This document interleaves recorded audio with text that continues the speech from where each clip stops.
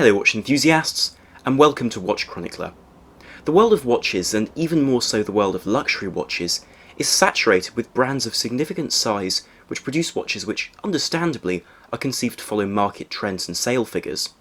These may take the form of new innovations, a design which is broadly appealing, or which has a certain appeal to a particular group, or towards the brand's history, and this is perfectly understandable and has created many interesting watches. But today I'd like to talk about something else, something entirely different. Of course, I've spoken a lot about very individual brands before here on the channel, but today I'd like to shed light on 4 young brands in the watch industry which are impressing far beyond their years. These watch companies all share excellence in their own particular way. These vary from creating the most beautiful movements, showing utterly unique ways to show the time, or by innovating for the future of sports watches with new approaches to these very well-established trends within the industry. They also share their youth, with none of these brands having direct history before the 21st century, thus showing the enduring attraction of watchmaking and just what exists on the market today from these new players. Before I begin the video, however, I would like to encourage you to like, share and subscribe if you enjoy the video or find it interesting. Also, do follow me on Instagram at the address which is now on the screen for watch-related photos, videos and macro shots on a daily basis, in addition to important announcements which may not appear here on the channel. The first brand in this video is one to which I was introduced early in the morning in a cafe outside Baselworld 2018. The meeting had been arranged to show a new model which ultimately became the Essence, a watch which I reviewed a few months later. I remember being introduced to a brand which approached watches in an entirely new way and which refused to compromise technical ingenuity for the sake of cost or design. Instead, they endeavoured to work around these constraints and create something entirely new, for which I was very impressed and certainly surprised for the prices they were offering their watches for. This brand has been around for a comparatively short period of time and was established in 1999. Of course, this means they are not technically speaking a 21st century brand, but being established in the 2000th year, to all intents and purposes they are, considering that most of their range appeared during that period, and it was really in the 21st century which they picked up steam, and in the last few years have really developed to where I see them today. Their range includes watches from dive watches to chronographs, and in the case of the Essence, a multi-purpose sports watch. Where quality is concerned, the fact that this brand is the product of a watch design and engineering background really shows. Their cases are sharply formed with a level of finesse in their finishing, which gives watches twice the price a real run for their money. The designs are modern and forward-looking, with an elegant juxtaposition of classical techniques such as fumé dials, with modern hexagonal screws or crisp clear linear brushing. Even their hands rival the brushed and polished edges that you see on some Seikos in their higher end sections. Technically speaking, these watches show a clear background of experience. Their watches feature a proprietary technology by which the inner case, including the crown, dial, movement and bezel, is supported by springs within the outer case which features the lugs. The result is a system to not only cushion the movement in the case of an impact or use during extreme sports, but also to allow the watch to conform to the irregularities of the surface of the wrist. Furthermore, due to the shrewd purchasing of movements and their business model, they've been able to offer Swiss COSC-certified movements for remarkable prices in addition to future work on ultra-lightweight materials. The innovation extends even to their straps and bracelets, which use extremely compact designs and materials such as carbon to reduce weight and bulk whilst adding features.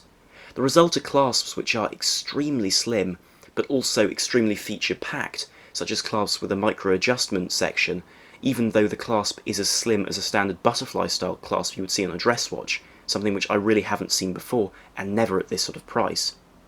All of these aspects are rolled into a package which has a unique and handsome design which, whether you want a general sports watch or a more complex chronograph, will not be mistaken for anything else.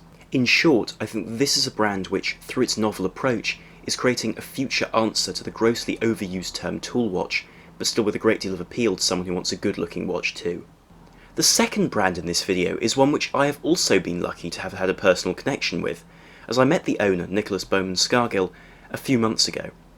I included Fears in this video because this is a brand which approaches watches from a wonderfully open and delightfully refreshing perspective. Fears is, in fact, one of the oldest existing watch brands in the UK, as it was founded in 1846 by Edwin Fear in Bristol, the ancestor of its current owner. However, the brand's current arrangement has only existed since 2016, when it was recreated after disappearing in the 1970s, and approaches today watches with a complete lack of any kind of snobbery, but with a very rare attention to quality. As an example, I give you the streamlined version of their first model, the Redcliffe. In this model, Fears are prepared to quite happily use a Swiss Ronde 515 quartz movement in order to give accuracy and reliability, whilst finishing the Swiss-made 38mm stainless steel case in England to a standard which frankly isn't seen on watches of twice the price. Furthermore, the dial is given a brushed surface and galvanic treatment to create a rich, warm golden silver colour, which I haven't seen anywhere else at any price range, which just goes to show the way this brand arranges its priorities to not necessarily offer what's most popular, an automatic movement at this price range, but instead goes in to innovate in other areas, which I find very interesting and very refreshing. What's most remarkable is that this is offered for a price of only £483, the exact price of its 1940s equivalent, accounting for inflation. In future, however, the brand will look to its higher-end models, which are shown in the Brunswick, a watch which celebrates the watches of the early 20th century. Offered in a delicate cushion case of 38mm, this is a watch which does not justify its price with an in-house movement, but instead with remarkable attention to detail. The case itself is delicate whilst remaining extremely intricate. In this way, its proportions and its shape appear to be straight from the 1940s, a really wonderful way of celebrating this. The case is also available in not a stainless steel model, but in the Midas version, which uses a core which is marine bronze, which is then coated with a proprietary type of gold to give a very particular lustre, but without the expense of a solid gold case, but with a different colour which is very particular to this brand, something which again is extremely interesting. The movement is again not conventionally luxurious, as an ETA or Pissur 7001, a movement related to those used by Nomos in fact. However, it's prepared to a very high grade, and is a beauty to behold through the exhibition caseback, with a Coude de Genève finish. Even the simple dial is given subtle attention and is lacquered, then paired with a handmade syringe set of hands, a motif of the brand as seen on their golden logo within the caseback, which are firmly blued in the UK. This is also a brand prepared to explain the origins of any given part of their watches, which is an aspect which one doesn't see from other brands, and especially at this price range, which is difficult to find out about a lot of watches, which does increase the trust which one can have in this brand if buying a watch. The result is a brand which offers watches which at any price range have been created to place investment into the details for a better watch, rather than to improve the specifications list at the expense of testing and quality. For this reason, Fears really does deserve a place on this list. Where Fears approaches design with a restrained British style, the next brand in this video offers something utterly different, and thus perfect for a video on very different 21st century brands. And the brand in question is Konstantin Chaykin, a Muscovite brand named after its founder, whose own watchmaking story is rather remarkable. Unlike many of his contemporaries, Chaykin entered the world of watchmaking at the turn of the 21st century as an entirely self-taught watchmaker, and has since trained his staff. His early endeavours focused on clocks with religious calendars, something which continues to exist in his clocks and watches today. And from the perspective of someone who's fascinated by the history of watchmaking, it's quite curious in fact that Chaykin followed this perspective of producing religious calendars, because of course religious aspects to watchmaking have always had an influence since the 16th century, when a lot of jewellers in Switzerland had to become watchmakers due to Calvinist restrictions on jewellery making, due to the strongly Protestant views in the country at the time. So it is curious to see a watchmaker of the present time starting from this aspect of watchmaking which one doesn't often think about very much these days. His watchmaking could be categorised as many things, although conventional is certainly not one of them. His watches alone encompass a myriad of complications, yet not the ones which you would most immediately expect. His watches perfectly encapsulate all the wonder which good watchmaking really should give. They play with shape, colour and details, such as floating hands which sit seemingly unsupported in the middle of a sapphire window through the watch, or a favourite of mine, a mechanical animated horse on their cinema model, which imitates the zoopraxiscope of cinematographic pioneer Edward Muybridge. His watches also play with materials, as his Lunokhod, inspired by the Russian space exploration program, is made from uniquely Russian bulat steel, a form of carbon steel which is distinguished by its crystalline surface due to its chemical makeup. Here we also see remarkable details such as a rotating hemisphere of rhodium-coated silver over a sphere of bulat steel in the centre of the watch, to mimic the shadow of the Earth on the Moon. Unsurprisingly, in-house movements are exquisitely finished, with full decoration, golden chaton, and superb bevelling, even though this is not the key emphasis of this particular brand.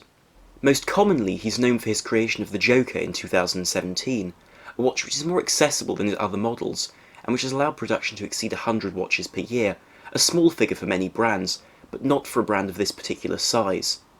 This watch, which uses an ETA 2824 as a base movement, which is given a bespoke 8-jewel module by Chaykin, features a truly unique display using the rotating pupils of the eyes of a face to show the time, whilst a tongue in a moon phase aperture gives that particular indication, giving a very playful interaction with the user and something completely different to other watches on the market. With remarkable quality and such a phenomenal defence of the new, I think this brand was always going to be on this particular list. I think that through this unique design, the identity of Chaykin is utterly unmistakable in a world of very similar watches, and is able to distinguish itself amongst the most illustrious of brands. If you asked me to name the maker of the most beautiful movements in the watch industry at the moment, I would, it must be said, need to think. Wonderful though they are, none of the holy trinity of watchmaking, that's to say Patek Philippe, Vacheron Constantin and Audemars Piguet, would make the cut. For finishing, perhaps the Atelier de Chronométrie in Barcelona would come on top, but as a whole movement it would probably have to be Arlang and Zöhner. Yet to my mind there is one other maker which can truly hold a candle to Lange, and that's Akrivia. Founded in 2012 by Recep Recep, a Kosovan student of Patek Philippe, and later joined by his younger brother, Akrivia has approached the very highest level of watchmaking, and since 2017 the brand's been deeply rooted with the watchmaking culture of Geneva. If one thing said everything about this brand, is that it shares an enamel dial maker in Geneva with Laurent Ferrier, something which frankly few brands can say they have achieved. I think this also presents the brand's keenness to celebrate the conservative but very distinctive culture of watchmaking from this particular area. From their main brand, Akrivia watches have a distinctive and exquisitely brushed beveled case, which curves organically with a circular centre cutting through the form. Their dials exude a similar distinctive form, from their delicate but distinct round minute markers to their blade-like hands. This appearance is shared across the range to form a timeless appearance. Dials are rich in hand-hammered surfaces, giving a seemingly random surface crafted with absolute precision, whilst mechanical components such as the keyless works or power reserve mechanism and their blue springs appear on the front of the watch. Despite all of this, Akrivia is no one-trick pony, as they've shown a baffling ability to create something more conventional too, with the chronomètre contemporain. This relatively simple three-hand watch in rose gold or platinum unites 1940s design with a distinctive concave bezel and proportions to dive for in a subtly curved case. The enamel dial gives a more sober look to their key attributes, but with complete beauty. In truth, it's as though one had taken the 1940s Patek Philippe and introduced it to the 21st century and all of the design aesthetics gathered over the 80 years since its creation. The movement, though, really is out of this world. It incorporates a 100-hour power reserve from a single spring barrel with absolute symmetry down the vertical axis of the watch. Even the superb polished bar-shaped click for the spring is integrated into the design. Lower down, the gears are curved and perfectly formed, with a balance cop which is given black polishing to mirror the other side of the movement. Even the anglage is the best I've ever seen. In effect, the movements, cases and dials of these watches are quite simply sublime, and whilst they may not be for everyone, the technical mastery, as well as the mastery of shape and form needs to create these watches, is simply impossible to ignore. I feel that there really couldn't be a better watchmaker to end this video with. However, I hope that in their own way, each watchmaker in this video has given you something different, and something new in each of these particular sectors. I'd be delighted to hear what your thoughts are about these watches and these brands in the comments down below, and whether there are any brands which you feel I've missed, because I'm always curious to hear what you have to say. If you enjoyed the video, then do please like, share and subscribe to support the channel, and also to see more content and videos here in future. Thank you very much for watching. This is Arm on the Watch Guy of watchchronicler.com. Out.